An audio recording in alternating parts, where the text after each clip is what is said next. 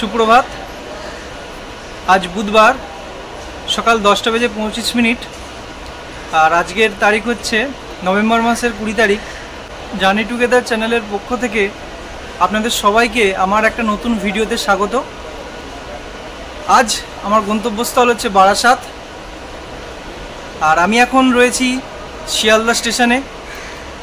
আর আমার গাড়ি কিছুক্ষণের মধ্যেই দিয়ে দেবে ট্রেন।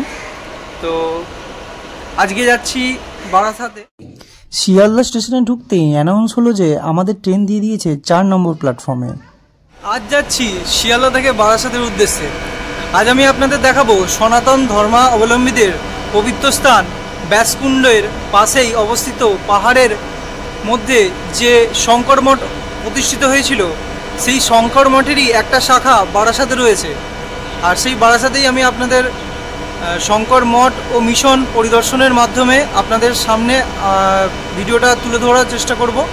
ভিডিওটা যদি ভালো লাগে তাহলে চ্যানেলটাকে অবশ্যই সাবস্ক্রাইব করবেন আর দেখতে থাকুন কিভাবে যাচ্ছি, সেটাও আপনাদের সাথে আমি শেয়ার করব। কিভাবে যেতে হবে সেটাও আমি আপনাদের বলবো। ভোগের সময় কখন, ভোগ কীভাবে আপনারা পাবেন, সব কিছুই আজকের এই ভিডিওতে থাকছে। তো ভিডিওটা খুব ইন্টারেস্টিং হতে চলেছে, ভিডিওটা দেখতে থাকুন। নির্ধারিত সময়ের থেকে 6 মিনিট দেরিতে 4 নম্বর প্ল্যাটফর্ম থেকে বেরিয়ে চলল আমাদের ট্রেন 33437 10:35 শিয়ালদা বারাসাত লোকাল। শিয়ালদা থেকে বারাসাত জাংশন পর্যন্ত আমাদের যাত্রাপথের এই ট্রেনটি অতিক্রম করবে 11টা হল্ট, আর বারাসাত পৌঁছাবে 11:22 নাগাদ। যেহেতু ট্রেন আমাদের লেটে ছেড়েছে, তাই স্বাভাবিকভাবেই আমরা দেরিতে পৌঁছাবো নির্দিষ্ট সময়ের তুলনায়।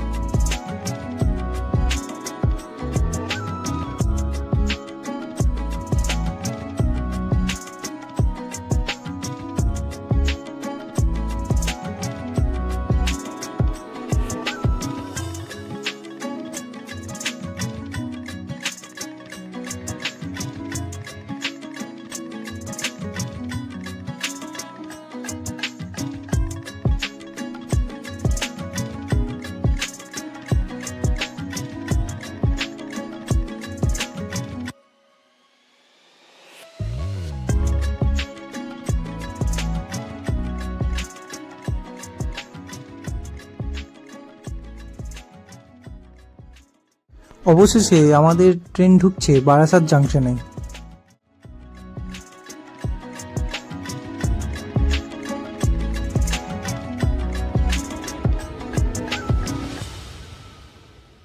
আমি এখন বারাসাত স্টেশনে নেমে পড়েছি।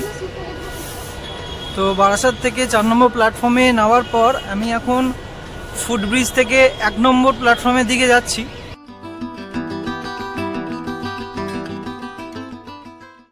আর এই হচ্ছে ফুটব্রিজ। ফুটব্রিজের ওপর দিয়ে আমি এখন যাচ্ছি 1 নম্বর প্ল্যাটফর্মের দিকে, কেননা ওখানে টোটো ধরতে হবে।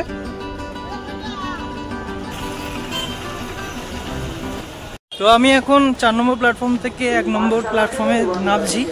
এবার আমি টোটো ধরবো। ফুটওভার ব্রিজ থেকে নেমে স্টেশন থেকে বেরিয়ে দেখলাম সারি সারি টোটো দাঁড়িয়ে রয়েছে। আমি বারাসাত স্টেশন থেকে টোটোতে উঠলাম, 10 টাকা বলল।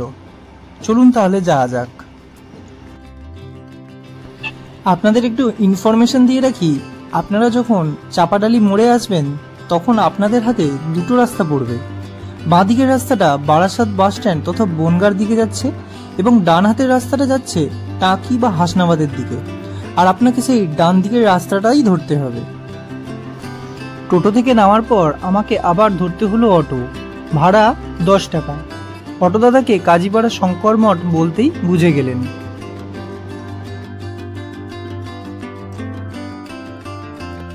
ইতিমধ্যেই পৌঁছে গেলাম শঙ্কর মঠ কাজীপাড়ার স্টপেজে।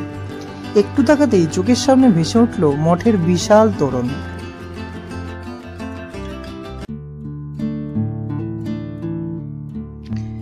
এই যে দেখছেন, এটা মঠ ও মিশনের প্রথম প্রবেশদ্বার, যেটা সবসময় বন্ধ থাকে। আমি এবার দ্বিতীয় প্রবেশদ্বার, যেটা মেন প্রবেশদ্বার, যেখানে গাড়ি বা দর্শনার্থীরা ঢোকেন, আমি এখন সেই প্রবেশদ্বার দিয়েই ঢুকবো।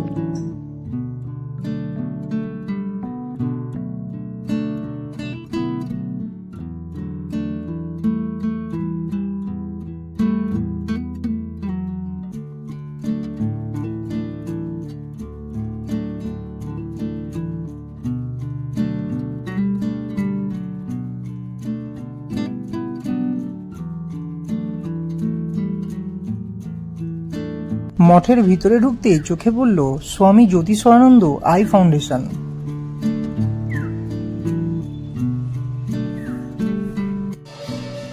এখানে যেটা চোখে পড়লো আমার ঢুকতেই, সেটা হচ্ছে এখানে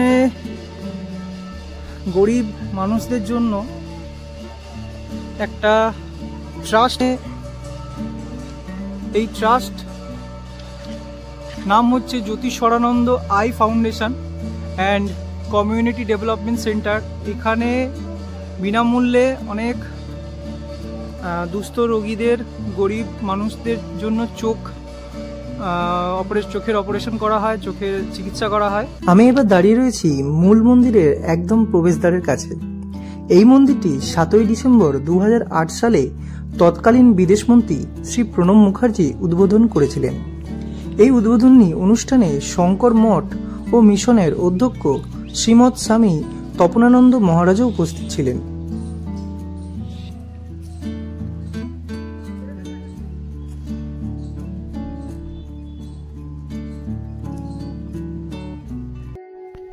মন্দিরে প্রবেশ করতেই অবাক হয়ে গেলাম চারিপাশের কারুকার্য দেখে। ঢুকেই গর্ভগৃহের সামনে নাট মন্দির, যা মোট 8টি স্তম্ভের উপর দাঁড়িয়ে রয়েছে। নাট মন্দিরের ওপরের কারুকার্য দেখার মতো।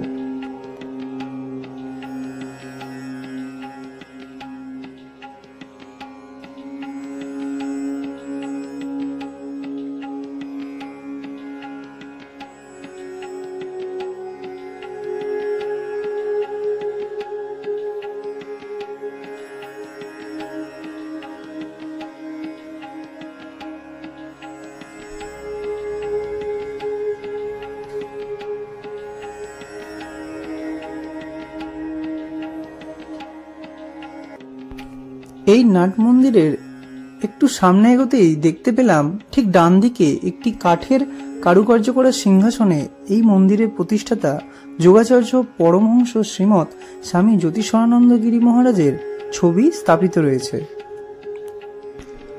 একটু এগোতেই মন্দিরের গর্ভগৃহে সবার ওপরে বেদির ওপর ওমের একটি বিশাল ধাতব আকৃতি রয়েছে দেখলাম।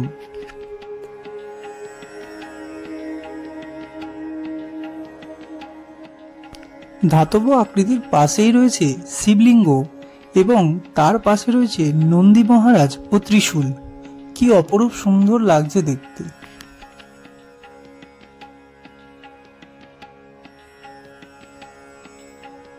তো বন্ধুরা, মন্দিরটা আমি আপনাদের সামনে থেকে দেখালাম। চলুন মন্দিরটার চারপাশটা একটু ঘুরে দেখি।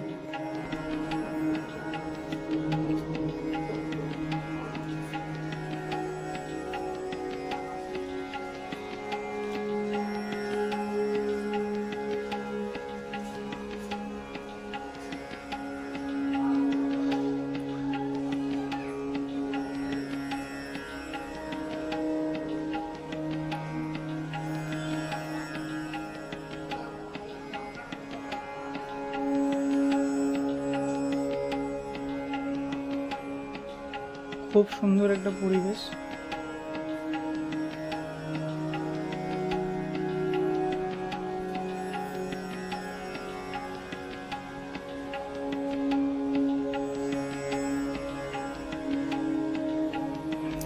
সামনে আমি দেখতে পাচ্ছি এখানে একটা গোশালা রয়েছে, খুব সুন্দর।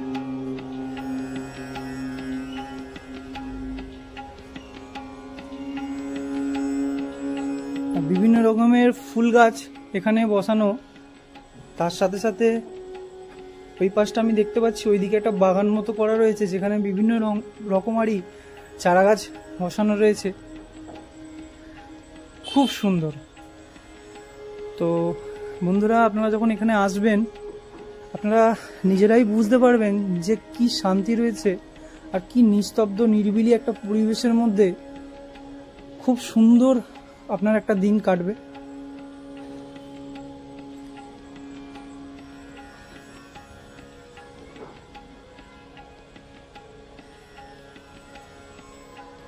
এটাও একটা আপনার বাহির মুখ, আর ওই সাইডটা বিভিন্ন রকমের চারা গাছ লাগানো রয়েছে। এই মুহূর্তে যেটা দেখতে পাচ্ছি ওই দিকটাও চারা গাছ লাগানো রয়েছে।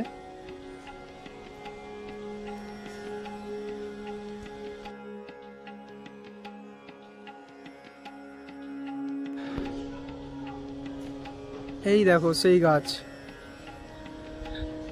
গাছ, হ্যাঁ এটা কিন্তু সেই ব্রহ্মবেল গাছ। আর বেলের আকারটা দেখো প্রচণ্ড বড়, এটা খুব বড় একটা গাছ। সচরাচর এই গাছ কিন্তু দেখা যায় না।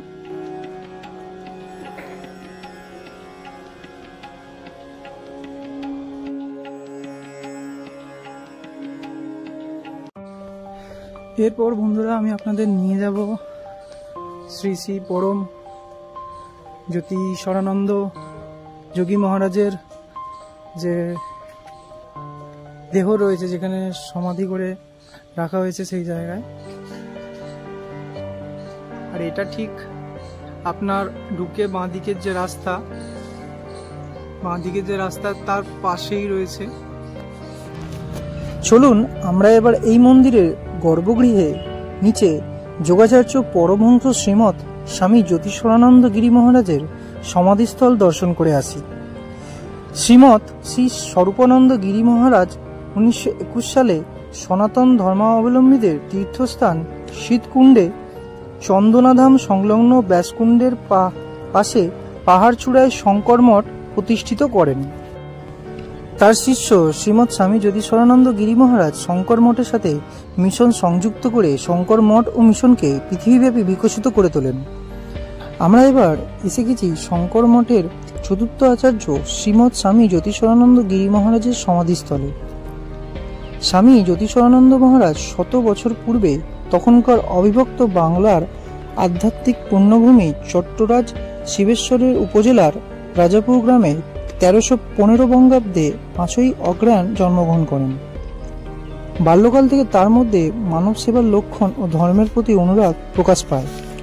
17 বছর বয়সে ঈশ্বর লাভের উগ্র বাসনায় সংসার ত্যাগ করে আশ্রয় নেন তার গুরু পরমহংস শ্রীমৎ স্বামী স্বরূপানন্দ মহারাজের চরণে। তো এখানকার যারা মহারাজ আছেন, তো তাদের মুখে শুনলাম এখানে একটা সুন্দর গোশালা আছে, যেটা কিছুক্ষণ আগে আমি দেখলাম। তো আমি ওটাই আপনাদের সাথে দেখানোর চেষ্টা করছি।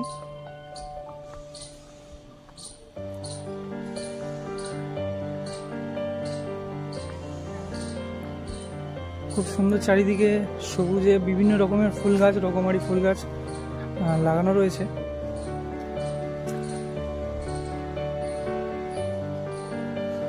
আর এই হচ্ছে গোমাতা পিতাদের এখন খেতে দেয়া হচ্ছে।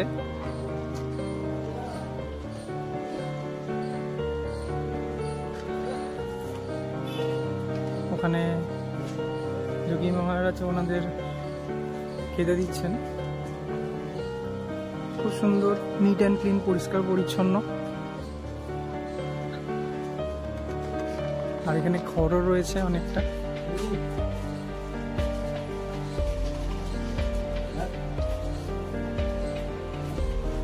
খেতে দেওয়া হচ্ছে।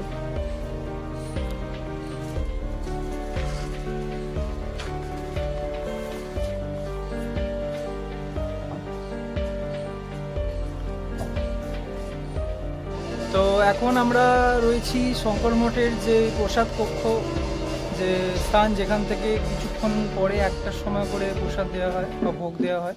আমি এখানে তাদের সাথেই কথা বলবো, আজকের কি মেনু আছে, কখন প্রসাদ বিতরণ হবে, সবই জেনে নিন। আর তো আজকে কি মেনু হচ্ছে জেঠু? আজকে মেনু হয়েছে ফুলকপি আলু, আচ্ছা ফুলকপি আলু, মূলো শাক ভাজা, আলু ভাজা, আচ্ছা ডাল। আচ্ছা, তো আপনারা দেখতে পাচ্ছেন ফুলকপি মূলো সব কাটা হচ্ছে, আর কিছুক্ষণের মধ্যেই খাবার যে আছে সেটা রেডি হয়ে ভক্তদের যারা আসবেন এখানে তাদের খেতে দেওয়া হবে। তো বন্ধুরা, এখন আমি মন্দিরের ভিতরেই দাঁড়িয়ে রয়েছি, আর মন্দিরের চারপাশটা খুবই সুন্দর, খুবই চারিদিকে গাছপালা ভর্তি আছে, খুব ভালো লাগছে।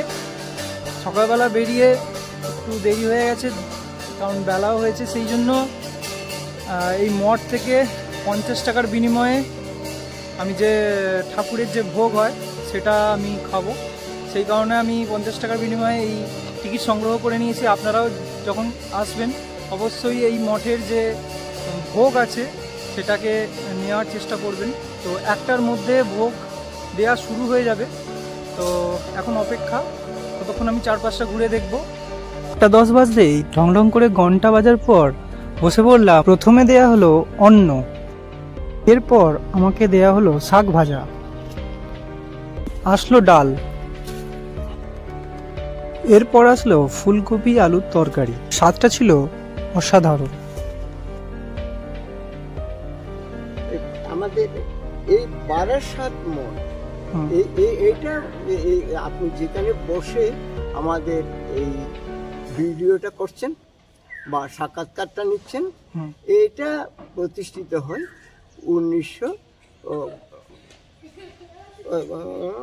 2000 সালে। 2000 সালে প্রতিষ্ঠিত হয়, কিন্তু ভারতবর্ষে প্রথম আমাদের যেটা গঠন হয়, শঙ্কর মঠ মিশনের শাখাটা শুরু হয়, সেটা বর্তমান নদিয়া জেলার হরিণঘাটা নারায়ণপুর গ্রামে। এর পরবর্তীতে আমাদের একটা শাখা শুরু হয় কোন্নগরে, সেটাও শুরু হয় 1965 সাল, খুব সম্ভবত। আমার অ্যাকচুয়াল সালটা জানা নেই। আমাদের ভারতবর্ষের বর্তমান বেশ কয়েকটা শাখা আছে, তন্মধ্যে বিভিন্ন স্টেটে আছে, আর বিভিন্ন স্টেট, ত্রিপুরা স্টেটে আছে, আসাম স্টেটে আছে, ওয়েস্ট বেঙ্গলে আছে, এবং হরিদ্বারেও আমাদের ইউপিতে একটা আশ্রম আমাদের আছে। আমাদের পরম্পরা স্বামী কুমারানন্দেরই প্রতিষ্ঠিত যে নবদ্বীপের ভান্ডারটিকুলিতে, সেটা আমাদের পরম্পরা, সেটাও আমাদের নিয়ন্ত্রণে আছে। সেই যে নবদ্বীপ তপোবন মঠ নামে পরিচিত। গীতার মূল আদর্শ প্রচার করা আমাদের এই মঠের উদ্দেশ্য। মানুষের মধ্যে মানুষত্ববোধ গীতার আদর্শে গড়ে তোলা, ছোট যুবক যুবতী ইয়ং এজের মধ্যে আমরা নৈতিকতা সৃষ্টি করা গীতা পাঠের মাধ্যমে, বিভিন্ন গীতা শিক্ষার, গীতার উদ্ধৃতি দিয়ে যাতে খুব আদর্শ জীবন লাভ করতে পারে, ছোট ইয়েদের মধ্যে চরিত্র গঠন করতে পারে, ছেলে মেয়েদের কাছে আমরা ওই শিক্ষাটা দিয়ে আমরা প্রচার করে যাচ্ছি। চক্ষু যে চিকিৎসালয়, সেটাও আমি এখন দেখলাম একটু আগে, কিছুক্ষণ আগে। ওটা ফুল প্রেজেন্ট হাসপাতালে কোনো আমরা প্রতিষ্ঠিত করতে না পারলেও ওপিডি আমরা এখন চালাচ্ছি। এটা আমাদের উদ্দেশ্য আছে যে ফুল প্রেজেন্ট একটা হসপিটাল, আর যেন অন্যান্য ডেভেলপমেন্টগুলো ওপিডি চলছে, আমরা যেন এটা প্রতিদিন উন্নত চিকিৎসা ব্যবস্থার ডাক্তারদের সহায়তা নিয়ে করতে পারি, এটা একটা উদ্দেশ্য আমাদের আছে। জানতে চাই দর্শকদের হয়ে শেষে ধরুন এখানে মানে কেউ যদি আসে, কেউ যদি থাকতে চায়, তাদের জন্য কীরকম সুব্যবস্থা আছে? পরিষেবা আমরা একটা ন্যূনতম থাকা খাওয়া এখানে একজনের জন্য থাকা খাওয়া নিয়ে 250 অর্থাৎ 250 টাকা করে নেওয়া হয়। এই 250 টাকার দিয়ে থাকা খাওয়া একদিন, ওর সাথেই একদিনই থাকছে। আচ্ছা, আর একটা কথা আপনাদের জন্য বলে দিই, এখানে কিন্তু কোনো প্রি বুকিং হয় না বা অনলাইনে কোনো বুকিং হয় না। এখানে যদি অতিথি নিবাস ফাঁকা থাকে তাহলেই আপনারা থাকার সুযোগ আপনাদের হবে, থাকার ব্যবস্থা এনারাই করে দেবেন। কিন্তু সঙ্গে কিন্তু অবশ্যই পরিচয়পত্র, সঠিক পরিচয়পত্র কিন্তু আপনাদের আনতে হবে। তো বন্ধুরা, আমার দুপুরের খাওয়া শেষ, মানে দুপুরের যে ভোগ সেটা আমি গ্রহণ করে নিয়েছি। খুব মন ভরে, তৃপ্তি ভরে খেলাম, খুব ভালো লাগলো। এখন কিছুক্ষণ রেস্ট নিয়ে বাড়ির উদ্দেশ্যে আবার রওনা দেব, কারণ অনেক সকাল সকাল বেরিয়েছি, আমাকে আবার ফিরতে হবে বাড়ির উদ্দেশ্যে। আশা করছি সমস্ত ইনফরমেশন আমি তোমাদের সাথে শেয়ার করতে পেরেছি। তো আশা করছি ভিডিওটা তোমাদের ভালো লাগবে।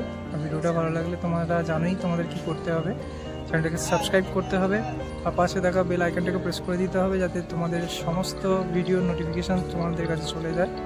তো আমি এইটুকুই বলবো, আমি আরও পরবর্তীকালে এরকম মঠ, মিশন ও মন্দিরের ভিডিও নিয়ে আসতেই থাকবো। তোমরা যারা আমার ভিডিওটা দেখছো তারা এই ভিডিওটাকে অনেক শেয়ার করো, যাতে গুরুজনেরা আরও এইরকম টাইপের ভিডিও দেখতে ভালোবাসেন। অনেকেই আছে যারা পয়সার অভাবে বা কাজের সূত্রে সময় অতটা দিতে পারে না, কোথাও যেতে পারে না। তাদের উদ্দেশ্যে আমি চাই আমি আমার ভিডিওর মাধ্যমে তাদের এই আনন্দটা দিতে চাই। তোমরা চেষ্টা করে যাতে ভিডিওটাকে অনেক শেয়ার করা যায়। ধন্যবাদ।